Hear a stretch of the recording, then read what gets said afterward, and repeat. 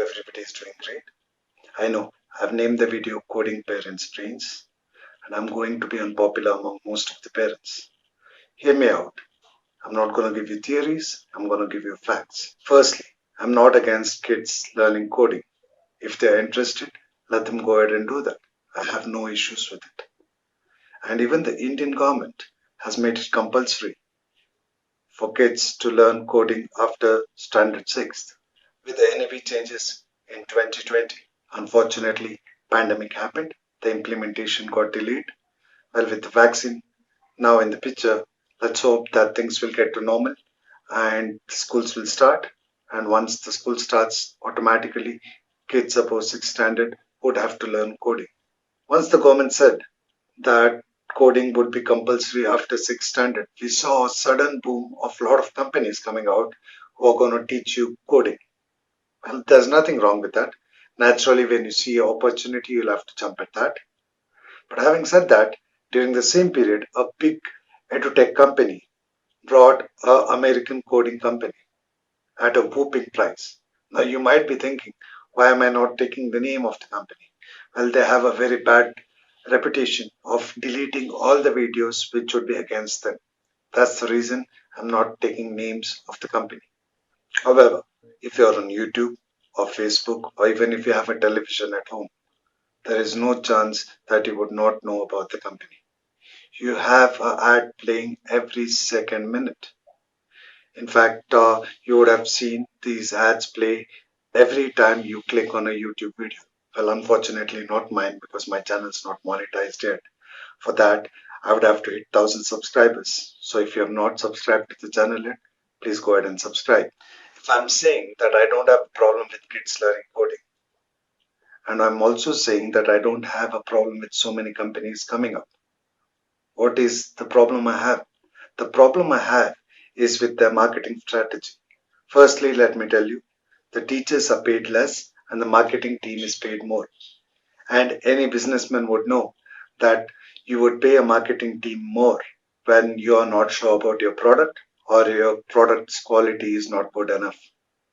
Secondly, the marketing team has got full rights to go ahead and say anything they want as long as they're selling the product. So what they also do is target the ladies in the house and start to play with their emotions. They'll tell you that one kid from somewhere has gone ahead and learned coding, he's got a job with Google, he's getting paid 1.2 crores, 1.5 crores. In fact, they have ads playing wherein they are saying that some Gupta is working with Google. He's just 9 years old and his salary is 1.5 crores or 1.2 crores. In another ad, the same Gupta is 12 years old and in another is 13 years old. He's growing fast, just like the company, isn't it? Well, it's also come to notice that out of 15 ads that they published, about 4 ads were taken off air after an order from the court saying that you are propagating false news. And you'll be surprised to know there is no such kid. It's a fictional character. In fact, 2, 3 other names that they use in their ads. Please go ahead and do a Google check. There's nobody with that name working for Google. Secondly, they also tell you that once they get into coding, they're going to develop app in so many days. They're going to do this in so many days. They're going to do that in so many days. Have you even done your cross checks? Do you know that 90% of the course that they're offering is actually available for free on the internet? If you go to YouTube or other platforms, there are so many tutors who teach coding for free. And in fact, some of their curriculum is much better than what these guys are offering. Secondly, they hire big movie stars. We need to understand they're just paid actors. Just like you go to work and you get paid your salary, it's the same thing that these movie stars get paid for to do their work. Can you point out one movie star who has enrolled his kid in this particular course? He would not, because he knows, just like our generation made this particular movie star a superstar, our kids' generation will make their kids a superstar. So their career path is already set. You might say that everybody does that, everybody hires a movie star. Yes, they do. In fact, I know a person who's been using Fair and Lovely for last 30 years, but his color's not even changed a single shade. That's all right. But the problem I have is with the target audience. The target audience for these products is kids under 10, under 16, which is very dangerous. And in fact, they're creating employees right now and they're not creating entrepreneurs. Tell me, as parents, would you want your kids to be the same as we are, sitting in front of a laptop and working for 10 hours like robots? Or would you want your kid to be someone who's creative, who's done something on his own, and who's achieved something in his life? Thirdly, there is a new language coming up in computers every 10 years. So by the time your son or your daughter has learned coding and would start working, the language that they're learning coding in will be already yesterday's news. Please have a check on how many languages have been introduced in computers in last 30-40 years. There's Java, there's C++, there are so many. So every 10 years, there's a change in the way the computer is looked at or the way people work on the computer. The other issue I have is that age of the kid does not matter. In fact, my son is 4.5 years old. He can't even wash his ass on his own. He would need help from me or my wife. And they say that this is the right age for him to get in. In fact, they say he's too late. There are kids in LKG who are getting into these courses, and your son is about to get to UKG, so he's already late. Well, the basic requirement to learn coding is a little bit of knowledge of maths. It's a little complicated maths, not too much. Anybody with average IQ can understand. Yes, but then a kid who's 4.5 years, who can't even say 1 to 100 in two different languages as if now, is at the right age to learn coding. I mean, how far can the marketing team go to make sure that their product is sold? Well, once the online courses started, when coronavirus hit us, every single parent had a problem with the screen time that the kids were spending during the online classes. Now, don't you have problems with the screen time when they're learning coding? Why these double standards? Well, when we were studying, engineering was the course that everybody had to take up. It was drilled into the parents' head that it's either engineering or doctor, and most of the families chose engineering because when you become a doctor, you had to set up a clinic and you had to do a lot of other stuff, which would mean that there's a lot of money involved. So most of the kids would go into engineering. But do you know that it's only 7% of the kids who have passed out in their engineering courses have got jobs in their own field? In fact, I know mechanical engineers who are working in IT companies. The costliest course that these guys sell is almost 1 lakh, which is 3 times my son's entire school fees. And this is freely available online. They provide you a tab which is not connected to the internet or Google where they can search for answers. And then they tell you that we are going to create geniuses. Tell me something. For you to complete the course in coding in this company, it would take 2.5, 3 years. The company is not even 2 years old. So you don't even have a proof for your concept. How are you telling us that the kids who have learned coding from you are working for another company wherein there's not even a single kid who would have completed the course because your company itself is not that old? Don't get me wrong. I'm not saying coding is bad. Coding does improve creativity, but so does painting, so does actively being involved in sports, storytelling. In fact, even learning a musical instrument or learning music would enhance a kid's creative brain. Now, as parents, I know we have certain responsibilities towards our kids, but those responsibilities is to mentor them and guide them and not make them a source to satisfy our insecurities or to fulfill our failures. Please understand, they are not your Six Sigma project or a mutual fund which will mature later and make sure that your old age is going to be better. In the end, I just want to say that at least 80% of them who are watching the video would have at least thought once in their life that if my parent would have allowed me to follow my dreams, or would have allowed me to follow my passion. Maybe I would have had a better life, or at least a different life. Please don't be that parent for your kid. Be there for them. Be a friend who's going to stand by them when they falter and fall, but also tell them that the only way to go is forward and there's no use looking back. Please don't make them scapegoats to satisfy your insecurities or your failures. Hope this video will help you in making a better decision for your kids' future. Hope to see you guys in my next video. Ciao till then. Please like and subscribe.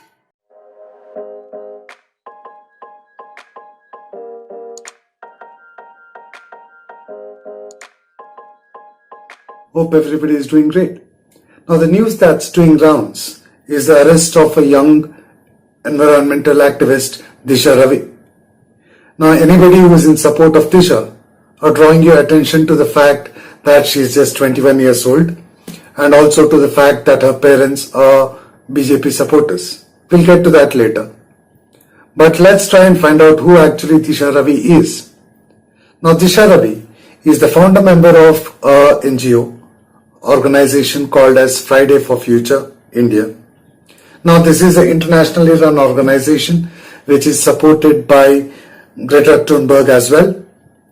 However, in India, the founder member is Disha Ravi. So what does this organization do? They work with young kids on Friday in school, creating awareness with regards to environment. Well, their Twitter handle is listed among the supporters in the toolkit. Well, maybe they wanted to support the farmers because environment and farmers are definitely connected to each other. So they were just trying to support the farmers. But there's another organization which is there in the supporters list as well, which is also supporting Friday for Future big time. That is Extinction India Rebellion. Now this organization, what's so important about that?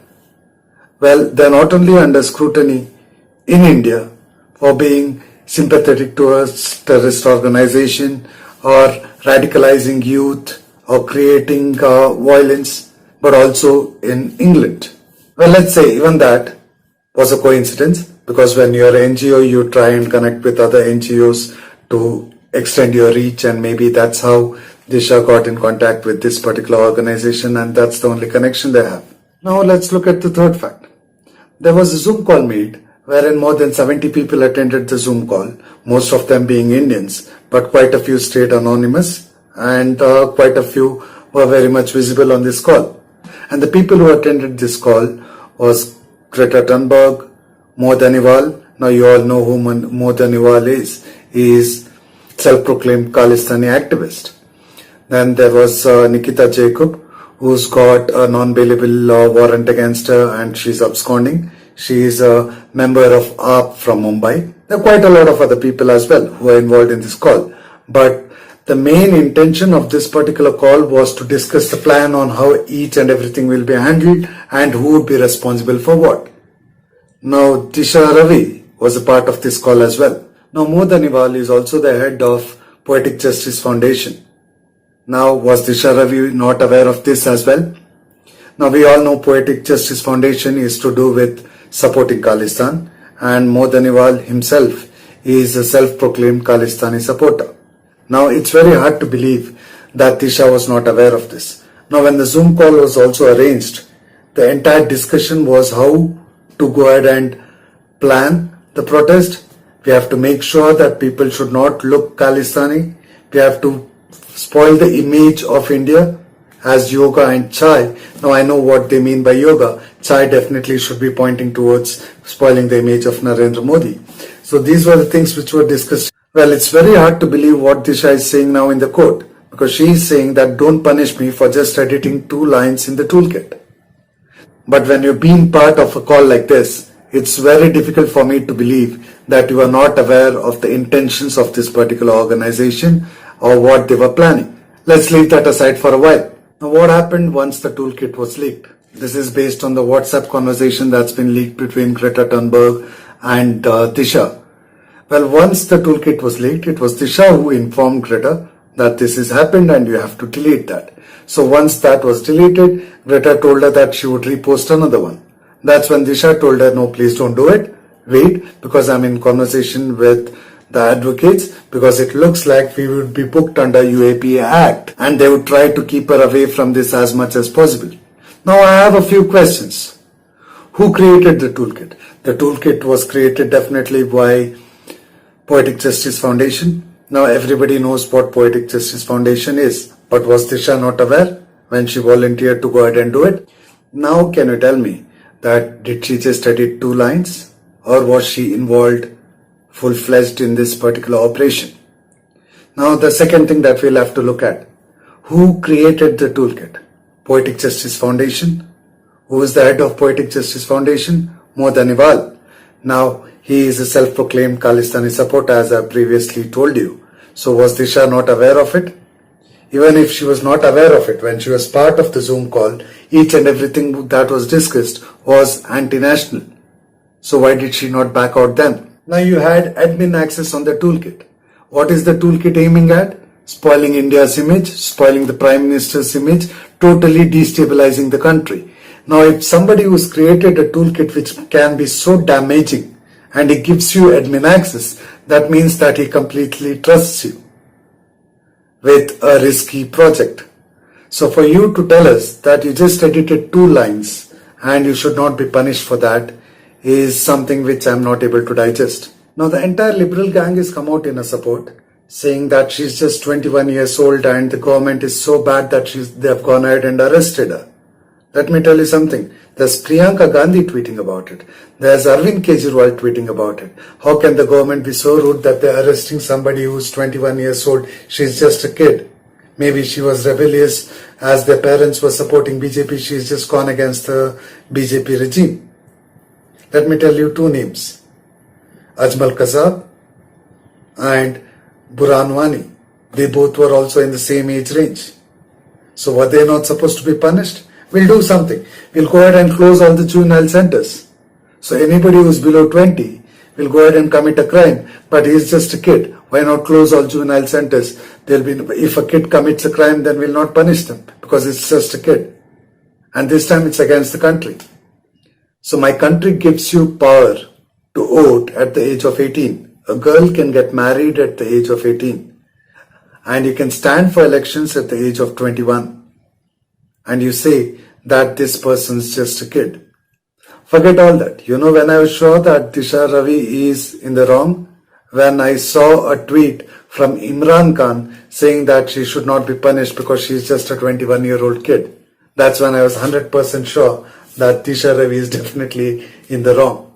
Now, having said all this, I would not think that Disha's arrest was something big, because this points out that intelligence agencies does not have much to go by.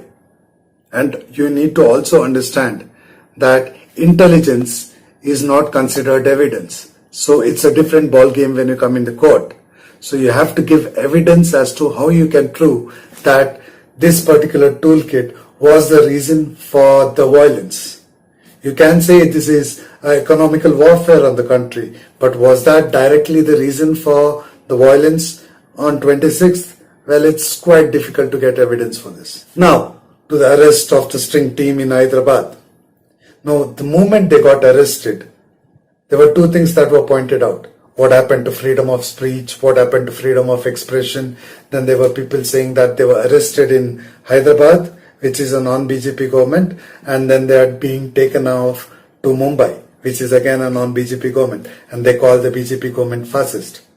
Well, you need to understand, Dhruv Rathi has gone ahead and said that he's the one who's filed a complaint, which he's well within the rights to do so. And once the complaint is done, within 6 hours the arrest is carried out. That's something which is surprising, Indian police being so fast. However, so arrest has to be carried out. But when this was discussed with the police, they told us was that they are arresting them to find out the source of where they got all this information, and it's nothing else. Now this is something which I find funny. Now if you have to start arresting people to find out the source, well, each and everything that was reported by String is publicly available. So why can't your IT team find the source? Now recently Rahul Gandhi actually made a speech yesterday in Tamil Nadu wherein in one location he said that farming is about 40 lakh crore business, and then in another location he says farming is 80 lakh crore business. Now if we start arresting people to find out the source where they get their information from, then I think we would have to arrest Rahul Gandhi every second day. He's also told in the speech that the Prime Minister sold the country off to the two biggest businessmen in the country. Now please arrest Rahul Gandhi to find out the source where he found all this. Now what I think is there is going to be quite a few arrests made. A few big names will pop up, but they will slowly fade away. If the biggest arrest that we have is going to be Disha Ravi. Now there are quite a few news channels saying that this is the biggest crackdown. I don't think that this is the biggest crackdown. There's still a lot to be expected. Hopefully the intelligence agency will do what they're supposed to and make sure that each and everybody is put behind bars. Now that I've given you all the details, please do let me know in the comments that if you still think that it's just a 21-year-old young kid and she should have not been arrested. Also let me know as to what you think about string team completely being arrested. Should they be let out or not? We'll be looking forward to read your comments and know what you think. Hope to see you guys in the next video. Ciao till then. Please like and subscribe.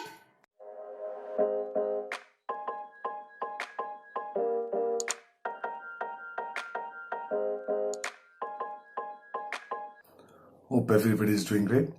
Now before I get into how BJP got it wrong, let me give you an update on my previous video on Shaila Rashid. If you have not watched it, you can go ahead and watch it later. Now Shaila Rashid's father is approached NIA and requested them to look into the source of Shaila Rashid's income. Now NIA is National Intelligence Agency. They investigate crimes related to terrorism and they don't need permission from any state in particular to go ahead and investigate. They are a body which can investigate anywhere in India. Now when I initially made that video, I did have my doubts on whether it's just a family feud or if there's any truth in what the father is saying. Now if the father's got the guts to go ahead and approach NIA, I do think that there's something that has to be looked into, and let's hope that NIA would look into it and we would get some concrete outcome. NIA office अपनी एक शिकायत डाल दी। तो आपकी जो शिकायत है यहाँ पे आपने आज जो करवाई है यहाँ पे शिकायत मैंने दर्ज करवाई। आपने क्या कहा है उसमें जो आप उसमें जो भी जो फंडिंग है या इनके अकाउंट्स है शैला के, तो इसकी मैंने थॉरो प्रूफिंग मांगी है। कहीं देखना है कि कोई इलीगल फंड तो नहीं आ रहा है इसमें। Now let's get to Hyderabad elections. Now it was just municipal elections. Why was it so important? Well, you would not say that if you know who all were involved with BJP to promote their party in this region. A few names are Yogi Adityanath, Tejasvi Surya from Karnataka, Amit Shah, the Home Minister himself. Now you might think, why such halagulla for a municipal election? But what you also need to understand is BJP has not been able to penetrate the southern part of India apart from Karnataka. So a win in municipal election or even getting closer to a win would mean that they've been able to penetrate Telangana, and penetrating in municipal elections would also give them a fair idea as to how they would perform during the state elections, which is going to happen very soon, and give them a fair idea as to where they lack and what they have to do to improve their position. Now, if you look at the previous municipal elections, the seats up for grabs are 150. BJP got 4 out of them. Asaduddin Owaisi's party got 33. But the interesting fact was that he had only contested on 34. So 2 went to Congress and 1 to TDP. Whatever was left went to TRS, which was a huge chunk. Now when you look at the results this year, the number of seats BJP got is 44. And number of seats Asaduddin Owaisi got or his party got was 49. But the number of seats they had contested was 51. TDP got 0 Congress got 2 and TRS got rest, which is about 57. Where if you look at what they got last time, the biggest loser in these elections was TRS. Now every news channel, even YouTube channels that you're looking into, is giving you one particular update, that BJP was able to penetrate Asaduddin Owaisi's fort. They have made a great progress in Telangana, and victory in the next elections is confirmed. Now, I have a completely different opinion. BJP got it wrong. Wait, listen to what I have to say. If you do not agree with what I say, I respect your decision, but at least hear me out as to why I think BJP got it wrong. Now, if you look at the seat tally, yes, a great victory for BJP. I do not deny that. Yes, they did not get to a stage where they can decide who the mayor is going to be. But 4 to 44 is a jump which is unheard of. Even with such a huge change in the results and BJP gaining so much, why am I saying that BJP got it wrong? Well, for the first time, when BJP fought these municipal elections, look at what they were concentrating on. They were saying that they were going to get Asaduddin Owaisi out of Hyderabad and they would do everything possible to achieve this goal. For the first time, BJP drifted away from their very successful model of Sabka Saath, Sabka Vikas. They did exactly what the opposition does, wherein BJP usually fights every election saying that it is Sabka Saath and Sabka Vikas. Every other party is saying that we want Modi out. Now, understand this. Asaduddin Owaisi is not a big name, not a great national leader. But then what they did not understand is Asaduddin Owaisi is equivalent to Yogi Adityanath in Gorakhpur. Getting Asaduddin Owaisi out of Hyderabad is going to be as difficult as getting Yogi Adityanath out of Gorakhpur. Now, I'm not saying that both the leaders are equal. Both are very different. And Asaduddin Owaisi has to still do a lot to reach to Yogi Adityanath's level. However, in Hyderabad, definitely yes, he is equivalent to Yogi Adityanath. Now listen to the speech that Tejasvi Surya has made. Municipal elections is of national importance. If you vote for Owaisi here, Owaisi becomes strong in Maharashtra. If you vote for Owaisi here, Owaisi becomes strong in Bihar. If you vote for Owaisi here, Owaisi becomes strong in a Muslim locality in Karnataka. If you support Owaisi here, Owaisi will become strong in Uttar Pradesh. And what does Owaisi mean? Who is Owaisi? Owaisi is Muhammad Ali Jinnah's new avatar. We must defeat him. A vote for Owaisi. Please tell this to every single Bharatiya in Telangana, every single Bharatiya in Hyderabad. A vote for Owaisi will mean a vote against India. A vote for Owaisi is a defeat for all good things that India stands for. Now, please don't get me wrong. I respect Tejasvi Surya a lot. I think he is one among those honest politicians who has a great future if he sticks to what he's doing now. But however, you can't blame him either, because the party think tank would have given a plan and you would have to stick to that and you would have to make speech according to that. Now, I think if BJP would have fought the election against TRS instead of Asaduddin Owaisi, they would have achieved at least 5 to 10 seats more.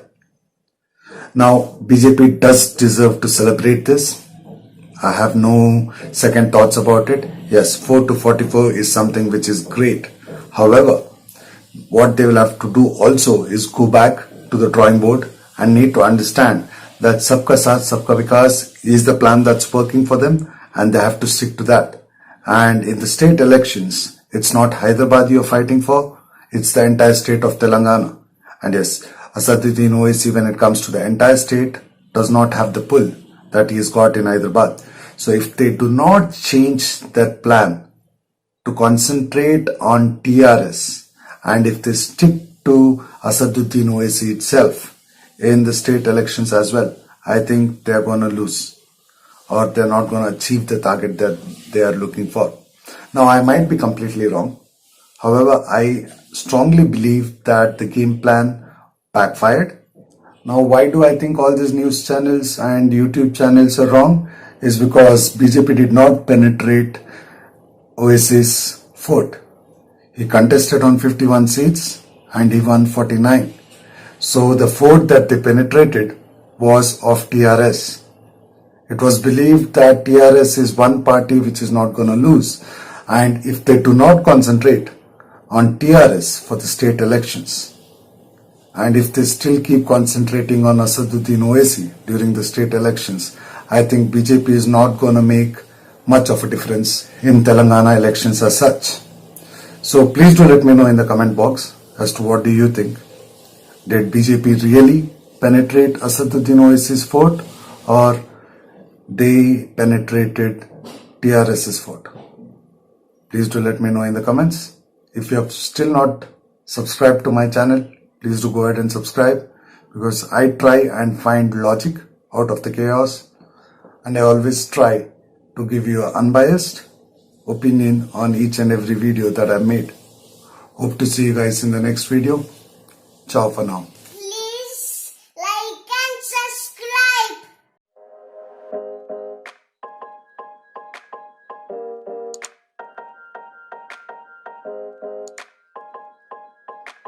Hope everybody is doing great. Well, recently, Modi spoke about one nation, one election. What does he mean? Well, is this the first time he's spoken about it?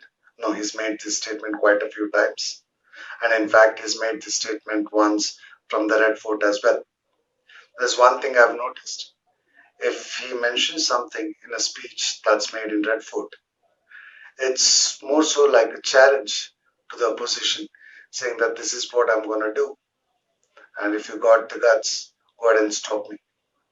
But then, it's also a part of the manifesto. Well, if you are not aware of it, manifesto for BJP is available in their portal. You can always go ahead and have a check. And if you look at it properly, most of the things that were promised in his manifesto or BJP manifesto has been delivered, whether it was to do with Ayodhya, whether it was to do with Article 370, or when he spoke about providing toilets in every city possible or every village possible. They have gone ahead and delivered. So BJP has been very sure as to what they want, and if anybody has a problem with the way things are going, well, they should have read the manifesto as soon as the election was over to realize as to what they're going to work on and what they're going to do. However, let's get back to the topic.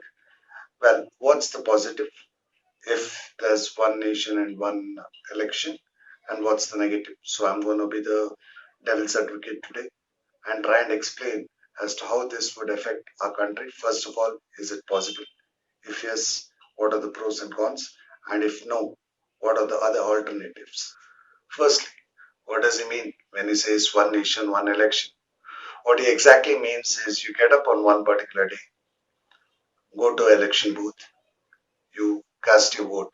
But when you're casting your vote, you're not only casting the vote for the central government, but you're also casting your vote for state government, panchayat, or any elections that are carried out. Is it possible in India? Well, let's look at it. So India had its first election in 1951 and 52. And how was it carried out? It was exactly the same thing. It was one nation, one election. So the voting was done for both state, central, panchayat. Each and every election that was there was carried out at one shot. The same thing was followed till 1967. Then why did it stop?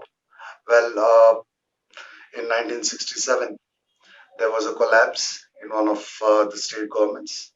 Hence, a separate election was supposed to be carried out. Then in 1970, a separate election had to be carried out because there was a collapse in the center as well. Well, I've seen people discuss the same thing quite a few times, especially when they go to vote, that how many times should we go ahead and vote? Every second month or third month there's an election. So what are the positives? if the election happens once every 5 years? Firstly, there would be a major turnout because it would become affair once in 5 years. So the turnout for elections would be big compared to what we are having right now. Secondly, resources and money. If you look at the money spent for the previous election, it was about 55,000 crores. Now this includes the money that's been spent by the parties for their promotion, as well as the election commission for hiring people, making sure that the resources are there for the election and all this. So money would be saved big time. And where does this money come from? This money comes from the taxpayer's pocket. So there's a lot of money that would be saved if one election is carried out every 5 years. Well, there have been reports saying that election has become a mode to change your black money into white. So hawala is happening, money laundering is happening during this period. So if you have one election every 5 years, black money turning into white money also stops. But the biggest change of having one election for one nation would be performance-based government. What happens is, usually you have this central election wherein party leaders would come in and speak about what they're going to do for the country. Another 3 4 months, you have these party people again going ahead and speaking about what they're going to do for the state. And then this keeps following on because every 2 to 3 months there are campaigns happening for election. So that would stop. So what would it clearly mean is that there's a government in the center, there's a government in the state. So we will have to take this bullshit for maybe for about a year or so. But for the next 4 years, you have no option but to perform. So performance would be the main criteria on which you would win elections and not on promises. As I said, that I'm going to be a devil's advocate. So let's look at the negatives.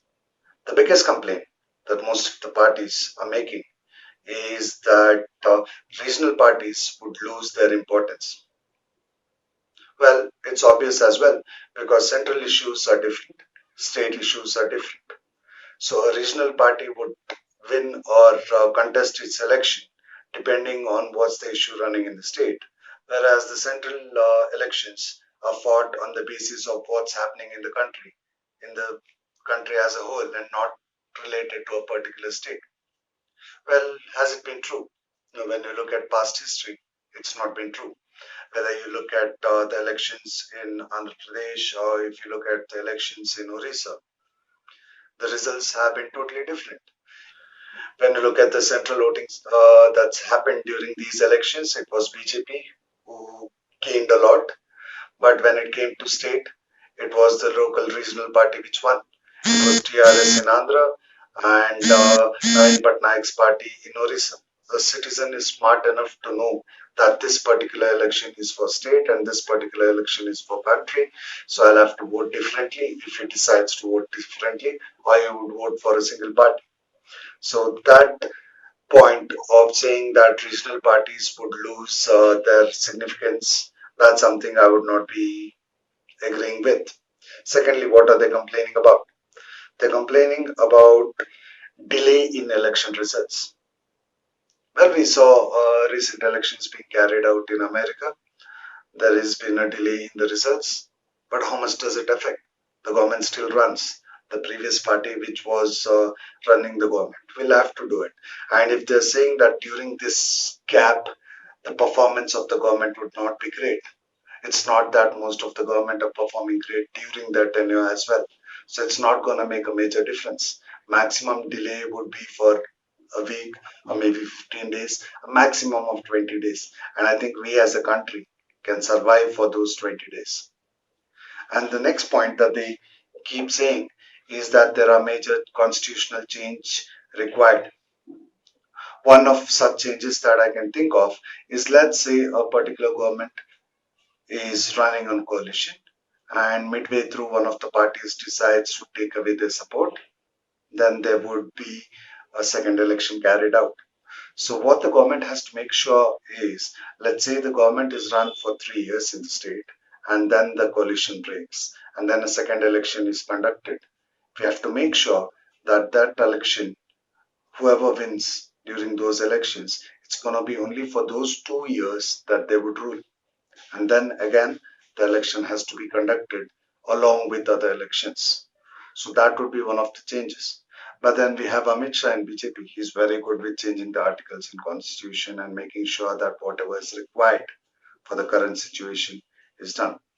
So these are the major points that people are discussing or saying that would be a wrong move to have one nation, one election. But if you ask me, I would say that one nation, one election is the way forward because of the savings that we would do with regards to resources that's being spent every second month or third month.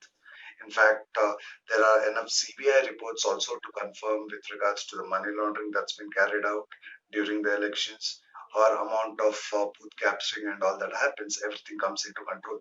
What are the changes that you have to make? Add additional machines, but it would be the same amount of people who would be carrying out the elections. So there's a major savings on the tax money that we have paid to the government. So one nation, one election is the way forward. And guys, please do subscribe to the channel because it's free. And if you subscribe to the channel, you're going to have 10 years of good luck. If you don't believe me, go ahead and try it. Please do leave a comment in the comment box as to what do you think. Is one nation, one election is the way to go forward?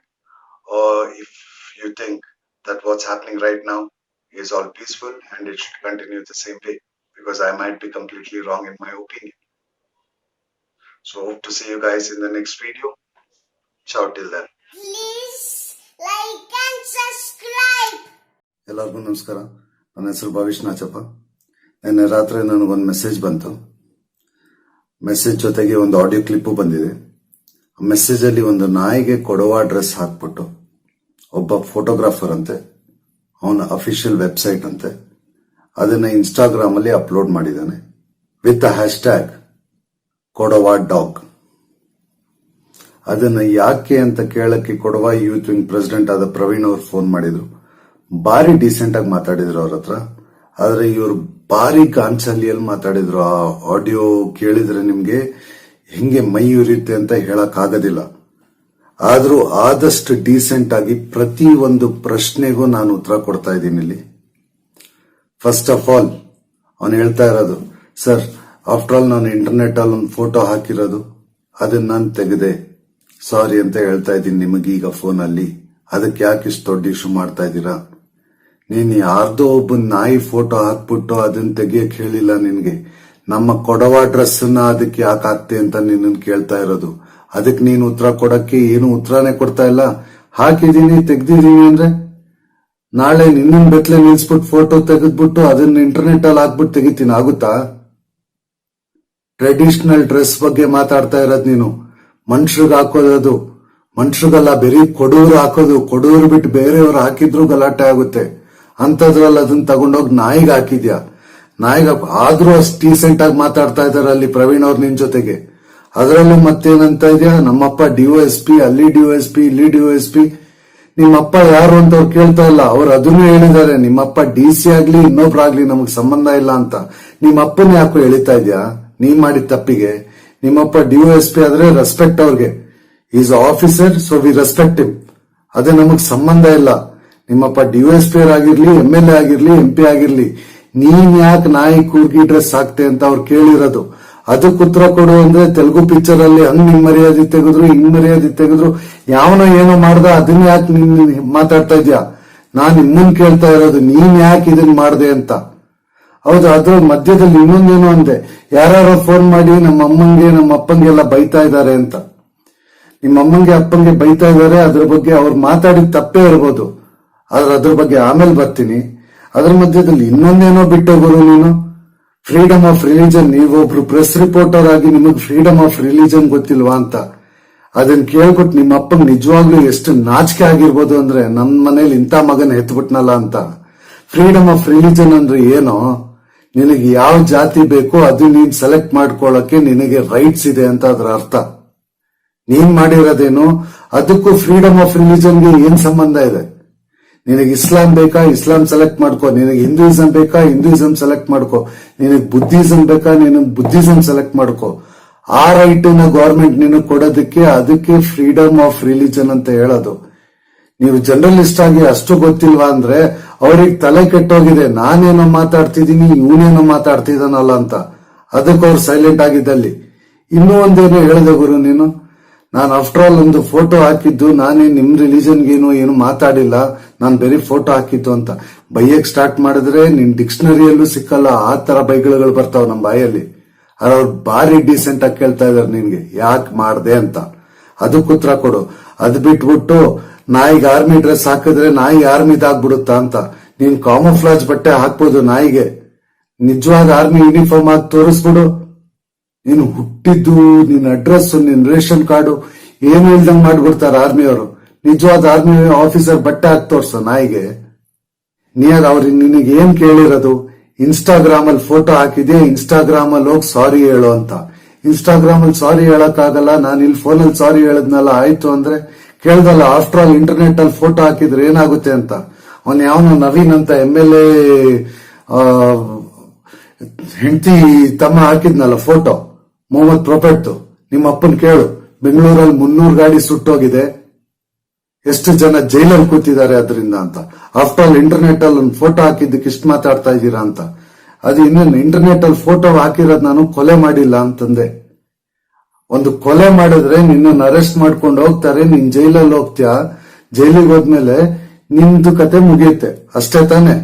ಅದೇ internet ಅಲ್ಲಿ photo ಹಾಕಿದ್ದಕ್ಕೆ ಸರ್ಕಾರದ್ದು ಎಷ್ಟು property ಹಾಳಾಯ್ತು. ನಾವು ಆತರ ಬಾರ್ಬೆರಿಕಾಗಿ ನಿನ್ ಮನೆ ಮುಂದೆ ಬಂದು ಕಲ್ಲೆಸ್ತು, ಇಲ್ಲ ನಿಮ್ಮ ಅಪ್ಪ ಅಮ್ಮನ ಹೊರಗ್ ಕರೆದು ಅವರು ನೋಡ್ದು, ಇಲ್ಲ ನಿನ್ನ ನೋಡ್ದು ಏನು ಮಾಡ್ತಾ ಇಲ್ಲ. ನಾವು ಡೀಸೆಂಟ್ ಆಗಿ ಇನ್ಸ್ಟಾಗ್ರಾಮ್ ಅಲ್ಲಿ ಹೋಗ್ಬಿಟ್ಟು ಸಾರಿ ಹೇಳು ಅಂತ ಕೇಳ್ತಾ ಇರೋದು. ಇನ್ಸ್ಟಾಗ್ರಾಮ್ ನೀನ್ ಫೋಟೋ ಹಾಕಿದ್ ಇನ್ಸ್ಟಾಗ್ರಾಮ್ ಅಲ್ಲಿ ಅಂದ್ಮೇಲೆ ಫೋನಲ್ಲಿ ಏನ್ ಸಾರಿ ಹೇಳ್ತೀಯ? ಇನ್ಸ್ಟಾಗ್ರಾಮ್ ಅಲ್ಲೇ ಟೈಪ್ ಮಾಡು, as I uploaded a photograph which was actually hurting a certain sentiments for a certain religion, so a certain caste. I apologize for that and I would make sure that I don't do it going forward. ಇಷ್ಟೇ ಹಾಕಕ್ ಹೇಳ್ತಿರೋದು. ಏನ್ ಈಗೋ ಮಾತಿಗೆ ನಮ್ಮಪ್ಪ DOSP, ನಮ್ಮಪ್ಪ DOSP. ಇವತ್ತು ನಿಮ್ಮಪ್ಪ ನೀವ್ ಮಾಡಿರೋ ಕಾರ್ಯ ನೋಡಿ ನಾಚಿಕೆ ಬರ್ತಿರ್ಬೋದು, ಇಂಥ ಮಗನ ಎದ್ದೆ ಅಂತ. ನಮ್ಮಪ್ಪ DOSP, ನಿಮ್ಮಪ್ಪ DOSP. ನಿಮ್ಮಪ್ಪ ಯಾರಾದ್ರೇನಪ್ಪ? ನೀ ಮಾಡಿರೋ ತಪ್ಪನ್ ಕೇಳ್ತಿರೋದು ನಾವು. ನಿಮ್ಮಪ್ಪ ನಮ್ ಗವರ್ಮೆಂಟ್ ಅಫಿಷಿಯಲ್ ಆಗಿ ಸರ್ಕಾರಕ್ಕೆ ಹಾಗೂ ದೇಶಕ್ಕೆ ದುಡಿತಾ ಇದ್ದಾರೆ, ಅದಕ್ಕೆ ಫುಲ್ ರೆಸ್ಪೆಕ್ಟ್ ಇದೆ. ಅದ್ರ ಬಗ್ಗೆ ಮಾತಾಡ್ತಿಲ್ಲ. ನಾನ್ ಮಾತಾಡ್ತಿರೋದು ಅಥವಾ ಪ್ರವೀಣ್ ಅವ್ರು ಮಾತಾಡ್ತಿರೋದು ಅಥವಾ ನಿನಗೆ ಫೋನ್ ಮಾಡಿ ಬೈತಾ ಇರೋರು ಎಲ್ಲಾರು ಕೇಳ್ತಿರೋದು, ನಾಯಿ ಕೊಡೋ ಅಡ್ರೆಸ್ ಯಾಕೆ ಹಾಕ್ತೆ ಅಂತ. ಹೌದು, ಆನೆ ಹೋಗ್ತಾ ಇದ್ರೆ ಒಂದು ಹಂದಿ ಬಂದ್ಬಿಟ್ಟು ಅದ್ರ ಪಕ್ಕ ಕಯ ಪಯ ಅಂದ್ರೆ ಆನೆಗೇನು ಎಫೆಕ್ಟ್ ಆಗಲ್ಲ ನಿಜ. ಆದ್ರೆ ಆನೆ ನನಗೇನು ಎಫೆಕ್ಟ್ ಆಗಲ್ಲ ಅಂತ ಸುಮ್ನೆ ಕೂತ್ರೆ ಊರಲ್ಲಿರೋ ಹಂದಿ ಬಂದೆಲ್ಲ ಉಜ್ಜಾಡಕ್ ಸ್ಟಾರ್ಟ್ ಮಾಡುತ್ತೆ. What are we talking about here? ನಿನಗೆ ಯಾವನ್ ರೈಟ್ಸ್ ಕೊಟ್ಟ ಫೋಟೋ ಹಾಕಕ್ಕೆ ಅಂತ? ಏನಪ್ಪ ಯಾವ ಸ್ಕೂಲಿಗೆ ಓದಿಸಿದ್ರು ನಿಮ್ಮಪ್ಪ ಅಷ್ಟು ಎಜುಕೇಟೆಡ್ ಆಗಿ DOSP ಆಗಿದ್ದಾರೆ, ನೀನ್ ನೋಡಿದ್ರೆ ಫ್ರೀಡಮ್ ಆಫ್ ರಿಲಿಜನ್ಗೂ ಫ್ರೀಡಮ್ ಆಫ್ ಎಕ್ಸ್ಪ್ರೆಷನ್ಗೂ ಡಿಫರೆನ್ಸ್ ಗೊತ್ತಿಲ್ಲ. ಹೌದಾ? ಫ್ರೀಡಮ್ ಆಫ್ ಎಕ್ಸ್ಪ್ರೆಷನ್ ಹಿಂದೆ ನಿಂತ್ಕೊಂಡು ಮಾತಾಡ್ತೀಯಾ? ಫಸ್ಟ್ ತೆಗೆದು ನೋಡು ಫ್ರೀಡಮ್ ಆಫ್ ಎಕ್ಸ್ಪ್ರೆಷನ್ ಅಂದ್ರೆ ಏನು ಅಂತ. This freedom according to the constitution, freedom of expression does not give you the freedom to hurt anybody's sentiments, instigate violence, or deframe a certain caste, religion, or a person. So, the question I want to ask your father now, DYSP ತಾನೆ, government official ತಾನೆ, ನಿಮಗೆ ಕೇಳ್ತಾ ಇದ್ದೀನಿ sir, ಮರ್ಯಾದೆಯಿಂದ ಕೇಳ್ತಾ ಇದ್ದೀನಿ. ನೀವು ಹುಟ್ಟಿಸಿರೋ ಮಗನೇ ಕಾನ್ಸ್ಟಿಟ್ಯೂಷನ್ ಅಲ್ಲಿರೋ ರೂಲ್ ಅನ್ನ ಬ್ರೇಕ್ ಮಾಡಿದಾನೆ. ನಾವು ಆಫ್ಟರ್ ಆಲ್ ಅವನಿಗೆ ಕೇಳ್ತಾ ಇರೋದು ಹೋಗ್ಬಿಟ್ಟು ಇನ್ಸ್ಟಾಗ್ರಾಮ್ ಅಲ್ಲಿ ಸಾರಿ ಹೇಳು ಅಂತ. ಅದು ಹೇಳಕ್ಕಾಗಲ್ಲ, ಅದು ಇದು ಅಂತ ಗಾಂಚಲಿ ಮಾಡ್ತಾ ಇದ್ದಾನಲ್ಲ. As a police officer who is suppose to abide by each and everything that the constitution says, your own son has broken something which is return in the constitution. He is broken a law. What actions are you taking against him? As a police officer ನಿಮ್ rights ನೀವು ಮಾಡಿ arrest him. Because he has broken a law. He is instigating a particular caste people by putting that photograph. So just taking the photograph off Instagram does not serve the purpose. He has to come there and say sorry on Instagram. ಮಗನಿಗೆ ನೀವು DYSP ಆಗಿತ್ತು ಮಗನಿಗೇನಿಗೋ, ನೀವು ಕಷ್ಟಪಟ್ಟು ಓದಿ ಮಾಡಿ ನೀವಲ್ಲಿ ಹೋಗಿ DYSP ಆಗಿರೋದು. ಇವನೇ ನಮ್ಮಪ್ಪ ಡಿವೈಎಸ್ಪಿ ಅನ್ನೋದು. ಇವನ್ ಬರ್ದ್ನ ಎಕ್ಸಾಮ್ ನಿಮಗೆ? ನೀವ್ ತಾನೇ ಬರ್ದಿರೋದು. ಮಾತಿಗೆ ನನಗ್ ಗೊತ್ತು ಅವನಿಗೆ freedom of religion, freedom of expression ಮಧ್ಯೆ ಡಿಫರೆನ್ಸ್ ಗೊತ್ತಿಲ್ಲ. ಇವನ್ ಮಾತಾಡ್ತಾನೆ. ಅಫಿಷಿಯಲ್ ಫೋಟೋಗ್ರಾಫರ್ ಬೇರೆ. ಮದ್ವೆ ಫೋಟೋ ತೆಗೆಯಬಾರ ಅಂದ್ರೆ ತಿಥಿ ಫೋಟೋ ತೆಗೆದಾಕ್ತಾನ ಅವನು. ಬರ್ತಾ ಇರೋ ಸಿಟಿಗೆ ಮಾತಾಡೋದಲ್ಲ ಸರ್. ಆದ್ರೂ ಮರ್ಯಾದೆಯಿಂದ ಹೇಳ್ತಾ ಇದ್ದೀನಿ, ನೀವು ಡಿವೈಎಸ್ಪಿ ಅಂತ ಇದ್ದೀರಾ, follow the rules. Not only you, anybody who is watching the video, ask the DOSP Mr. Ramalingam, why are you not following the rules? As per rules, your son has broken a constitutional law. So please take action against him. ನಾನಿಲ್ಲಿ ಸಿಟ್ಟಲ್ ಮಾತಾಡಿದ್ರು, I request each and every Kurgi that I don't want to instigate any violence. All that we are asking him is to go on Instagram and say sorry. And I request Mr. Ramalingam, who is a DYSP as well, please sir, ಮಗನಿಗೆ ಸ್ವಲ್ಪ ಬುದ್ಧಿ ಹೇಳಿ, Instagram ಅಲ್ಲಿ ಬಂದು ಸಾರಿ ಹೇಳಕ್ ಹೇಳಿ. ಸುಮ್ನೆ ಇಲ್ದಲ್ಲೇ ಇರೋ ಗಲಭೆಗಳು ಅವು ಇವು ಆಗದ್ ಬೇಡ. ಡೀಸೆಂಟ್ ಆಗಿ ಕೇಳ್ತಾ ಇದಾರೆ, ಡೀಸೆಂಟ್ ಆಗಿ ಮಾಡಿ ಮುಗಿಸಿ. ದಯವಿಟ್ಟು ಯಾರು ಫೋನ್ ಮಾಡಿ ಅವರ ಅಪ್ಪ ಅಮ್ಮಂಗೆ ಬೈಬೇಡಿ. ತಲೆಯಲ್ಲೇನು ಬುದ್ಧಿ ಇಲ್ಲ ಅಂದ್ರೆ ಅವ್ರ ಅಪ್ಪ ಅಮ್ಮಂಗೆ ಯಾಕೆ ಬೈಯೋದು? ಅವ್ರು ಮಾಡಿರೋದ ತಪ್ಪು, ಈ ನನ್ ಮಗ ಮಾಡಿರೋ ತಪ್ಪು, ಅಪ್ಪ ಅಮ್ಮಂಗೆ ಯಾಕೆ ಬೈತೀರಾ? ದಯವಿಟ್ಟು ಇನ್ಸ್ಟಾಗ್ರಾಮ್ ಅಲ್ಲಿ ಬಂದು ಸಾರಿ ಹೇಳಕ್ ಹೇಳಿ ದಯವಿಟ್ಟು. This is a request. We are being very decent, very polite, and we are requesting you with all the respect possible, because you are a government official. ಯಾರ ಸೆಂಟಿಮೆಂಟ್ಸ್ ಹರ್ಟ್ ಮಾಡಕ್ ನಮ್ಮ ಇಂಟೆನ್ಷನ್ ಇಲ್ಲ sir. ಆದ್ರೆ ಸುಮ್ನೆ ಕೂತವ್ರು ಬಂದ್ಬಿಟ್ಟು ಕೆದಕ್ಬಿಟ್ಟು ಆಮೇಲೆ ಏನ್ sir ನೀವ್ ಹಿಂಗ್ ಮಾತಾಡ್ತೀರಾ, ಹಂಗ್ ಮಾತಾಡ್ತೀರಾ, ಆ ಪಿಕ್ಚರ್ ಅಲ್ಲಿ ಮಾಡಿದ್ರು, ಈ ಪಿಕ್ಚರ್ ಅಲ್ಲಿ ಮಾಡಿದ್ರು, ಎಲ್ಲ ಬೇಡ. ಅವನು ಇನ್ಸ್ಟಾಗ್ರಾಮ್ ಅಲ್ಲಿ ಫೋಟೋ ಹಾಕ್ತಾ ಇನ್ಸ್ಟಾಗ್ರಾಮ್ ಅಲ್ಲಿ ಬಂದು ಸಾರಿ ಹೇಳಿ, ಅಷ್ಟೇ ಕೇಳ್ತಾ ಇರೋದು, ಇನ್ನೇನು ಇಲ್ಲ.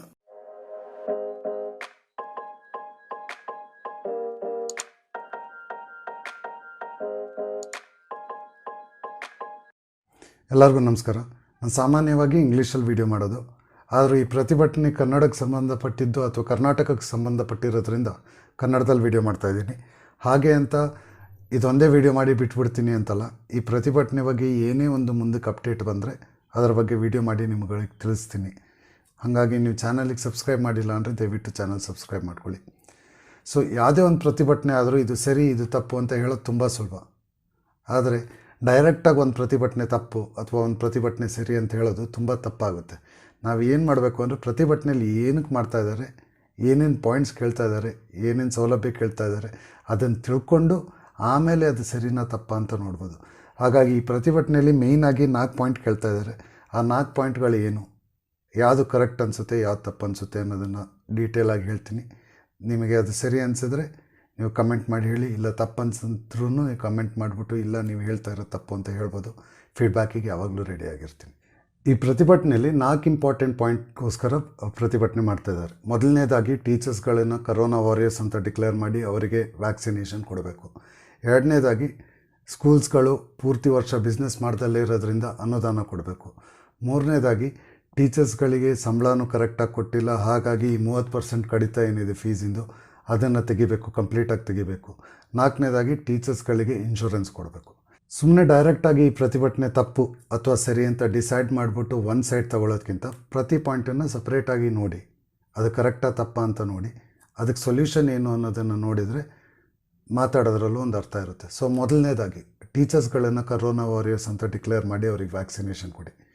ನನ್ನ ಪ್ರಕಾರ ಈ ಬೇಡಿಕೆಯಲ್ಲಿ ಏನೂ ತಪ್ಪಿಲ್ಲ.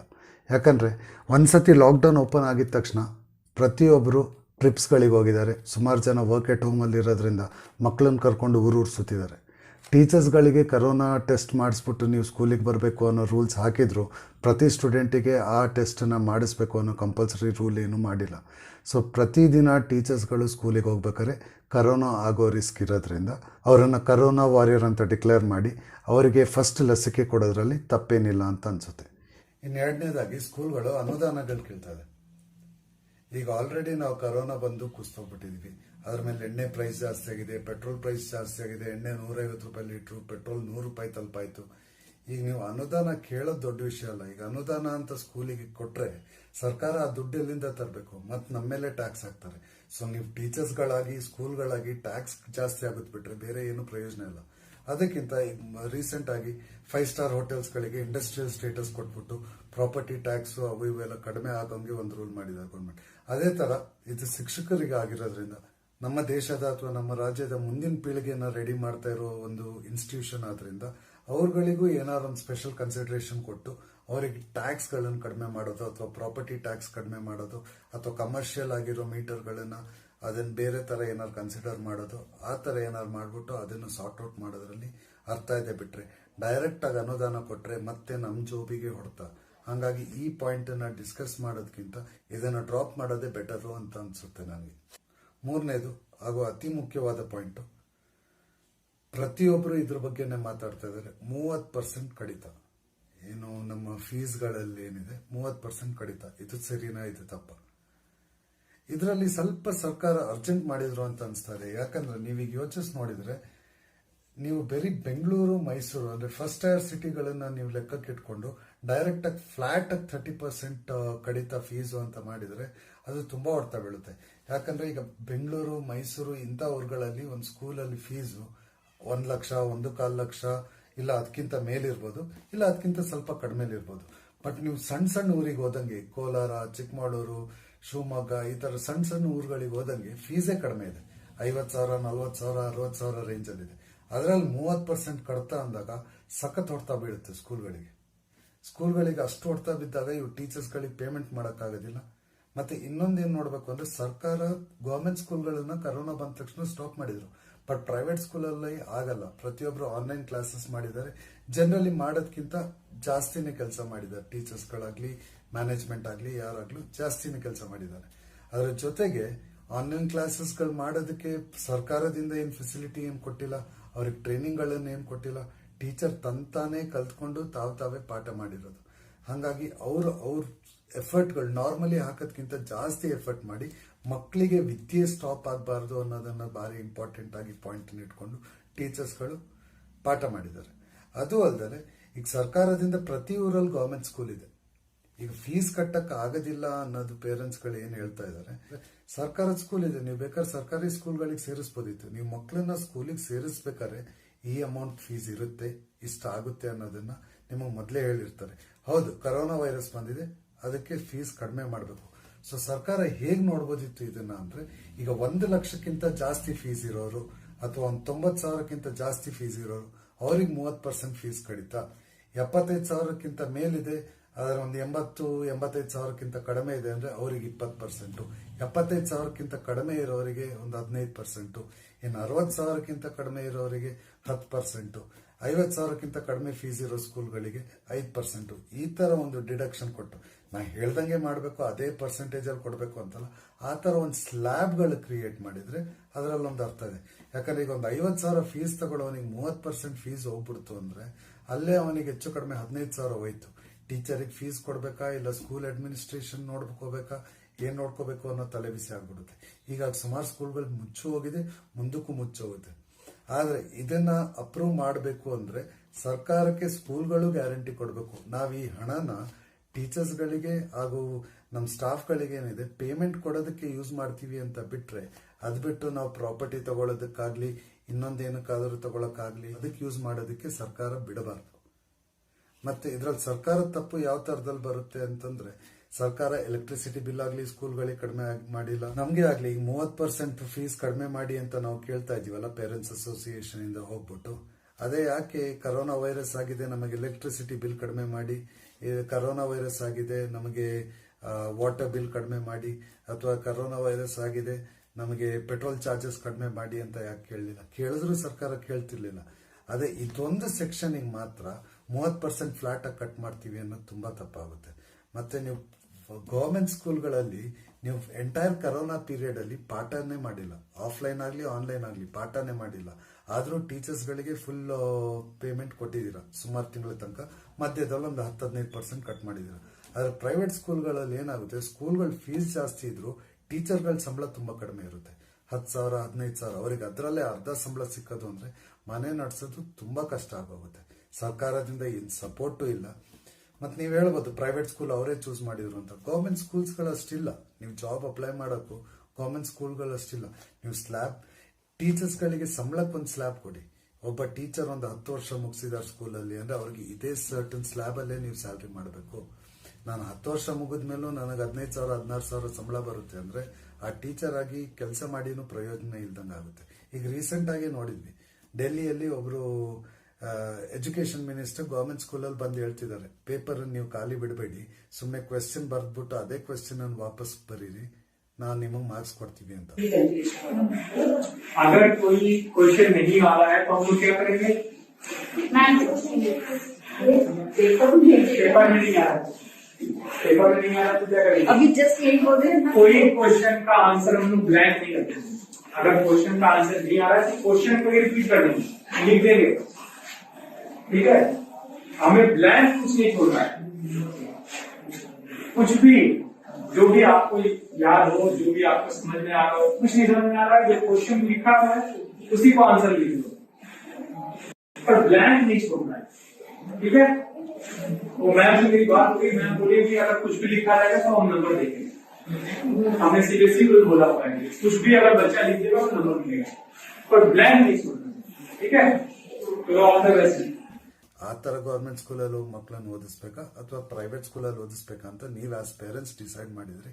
ನೀವು ಈಗ ಪ್ರೈವೇಟ್ ಸ್ಕೂಲಲ್ಲಿ ಕರ್ನಾಟಕದಲ್ಲಿ ಆ ಥರ ಸ್ಕೂಲ್ ಇದೆ ಅಂತಲೂ ಹೇಳ್ತಾ ಇಲ್ಲ. ಡೆಲ್ಲಿಯಲ್ಲಿ ಇನ್ಸಿಡೆಂಟ್ ನಡೆದಿದೆ. ಇದು ಬಿಟ್ಟರೆ ಬಿಹಾರಲ್ಲಿ ಟಾಪರ್ ಆಫ್ ದ ಸ್ಕೂಲ್ ಅಂತ ಒಬ್ಳು ಹುಡುಗಿಗೆ ಆನರ್ ಮಾಡಿದ್ರು. ಪೊಲಿಟಿಕಲ್ ಸೈನ್ಸ್ ಅಂದ್ರೆ ಏನು ಅಂತ ಕೇಳಿದ್ರೆ ಅವಳು ಅಡುಗೆ ಮಾಡೋದು ಕಲಿಸೋದು ಕ್ಲಾಸಸ್ ಅಂತ ಹೇಳಿದ್ಲು. ಈ ಥರ ಸುಮಾರು ಎಕ್ಸಾಂಪಲ್ಸ್ ಕೊಡ್ಬೋದು. ಗೌರ್ಮೆಂಟ್ ಸ್ಕೂಲಿಂದ ಓದ್ ಬಂದಿರೋ ಮಕ್ಕಳು ಅದನ್ನ ನೋಡ್ಬಿಟ್ಟೆ ನೀವು ಪ್ರೈವೇಟ್ ಸ್ಕೂಲಿಗೆ ಸೇರಿಸಿರೋದು. ಹಾಗಾಗಿ ನೀವಿದು ಮಾಡಲೇಬಾರ್ದು ಅಥವಾ ಫೀಸ್ ಕಂಪ್ಲೀಟ್ಲಿ ಚೇಂಜ್ ಮಾಡಬೇಕು ಅನ್ನೋದು ತಪ್ಪು. ಆದರೆ ಸ್ಕೂಲಿಂದ ಇದು ಟೀಚರ್ಸ್ ಹಾಗೂ ಸ್ಟಾಫ್ಗಳಿಗೆ ಪೇಮೆಂಟ್ ಕೊಡೋಕೆ ಯೂಸ್ ಮಾಡ್ತೀವಿ, ಬೇರೆ ಏನಕ್ಕೂ ಯೂಸ್ ಮಾಡಲ್ಲ ಅನ್ನೋ ಒಂದು ಗ್ಯಾರಂಟಿನೂ ನೀವು ತಗೋಬೇಕಾಗುತ್ತೆ. ಇನ್ನು 4ನೇದಾಗಿ ಟೀಚರ್ಸ್ಗಳಿಗೆ ಇನ್ಶೂರೆನ್ಸ್. ನೀವು ಒಂದು ಕಂಪನಿಯಲ್ಲಿ ಕೆಲಸ ಮಾಡ್ತಾ ಇರ್ಬೇಕಾದ್ರೆ, ಕಂಪನಿನಾಗಲಿ ಸ್ಕೂಲ್ ಆಗಲಿ, ಒಂದು ಕಂಪನಿಯಲ್ಲಿ ಕೆಲಸ ಮಾಡ್ತಾ ಇರ್ಬೇಕಾದ್ರೆ ನಿಮ್ಮ ಇನ್ಶೂರೆನ್ಸ್ ಏನಿದೆ ಅದು ಕಂಪನಿ ಪೇ ಮಾಡಬೇಕು. ಈಗ ಸರ್ಕಾರದಿಂದ ಆಯುಷ್ಮಾನ್ ಭಾರತ್ ಮತ್ತೆ ಸಂಜೀವಿನಿ ಕಾರ್ಡು ಅಂತ ಸುಮಾರು ಆಪ್ಷನ್ಗಳಿದೆ. ನೀವು ಅದನ್ನ ರಿಜಿಸ್ಟರ್ ಮಾಡ್ಕೋಬಹುದು. ಆ ರಿಜಿಸ್ಟರ್ ಮಾಡಕ್ ಬೇಕಾದ್ರೆ ನಿಮ್ಮ ಸ್ಕೂಲ್ ಕಡೆಯಿಂದ ದುಡ್ಡು ಕೊಡ್ಲಿ, ಅದನ್ನ ಮಾಡ್ಬೋದು. ಬಿಟ್ರೆ ಸರ್ಕಾರ ಪ್ರತಿ ಟೀಚರಿಗೆ ಇನ್ಶೂರ್ ಮಾಡಕ್ ಆಗೋದಿಲ್ಲ. ಸರ್ಕಾರ ನಮ್ಮ ಪ್ರತಿಯೊಂದು ಖರ್ಚು ನೋಡ್ಕೊಳಕ್ ಆಗೋದಿಲ್ಲ. ಸರ್ಕಾರ ನಮ್ಮ ಪ್ರತಿಯೊಂದು ಖರ್ಚನ್ನು ನಮ್ಮ ಇನ್ಶೂರೆನ್ಸ್ ಅವ್ರು ನೋಡ್ಕೋಬೇಕು ಅಂದ್ರೆ ಮತ್ತೆ ನಮ್ಮ ಜೋಬಿಂದಾನೇ ದುಡ್ಡು ತೆಗಿತಾರೆ. ಸೊ ನೀವು ಅದೇ ಸರ್ಕಲ್ ಅಲ್ಲಿ ಓಡಾಡ್ತೀರಾ, ಇಲ್ಲಿ ಟ್ಯಾಕ್ಸ್ ಜಾಸ್ತಿ ಕಟ್ತೀರಾ, ಸರ್ಕಾರದಿಂದ ಫೆಸಿಲಿಟೀಸ್ ತಗೋತೀರಾ. ಅದಕ್ಕಿಂತ ಸ್ಕೂಲ್ ಸ್ಯಾಲ್ರಿಯಲ್ಲಿ ಸರ್ಟನ್ ಸ್ಯಾಲ್ರಿ ಇಷ್ಟು ಕೊಡಲೇಬೇಕು, ಪ್ರತಿ ಸ್ಕೂಲ್ ಟೀಚರ್ಸ್ಗಳಿಗೆ ಇನ್ಶೂರೆನ್ಸ್ ಕೊಡಬೇಕು ಅಥವಾ PF ಕೊಡಬೇಕು, ಪೆನ್ಷನ್ ಕೊಡಬೇಕು, ಈ ಥರ ಪ್ಲಾನ್ ಮಾಡಿ. 20 ವರ್ಷ 25 ವರ್ಷ ಪ್ರೈವೇಟ್ ಸ್ಕೂಲಲ್ಲಿ ಕೆಲಸ ಮಾಡಿಬಿಟ್ಟು ಈಗ ಪೆನ್ಷನ್ ಅಂತ 500 ರೂಪಾಯಲ್ಲಿ ಬದುಕ್ತಾ ಇದ್ದಾರೆ.